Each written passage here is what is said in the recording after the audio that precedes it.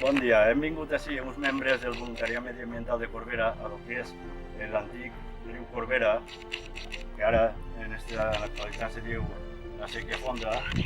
Com podeu veure, aigües clares i cristal·lines, si la gent comença a agarrar consciència que tot això que hem tret i el que ens queda per traure, això no té nom. Des del voluntariat mediambiental de Corbera denunciem l'abocament de garrafes, botelles de plàstic, llandes, de tot on no toca.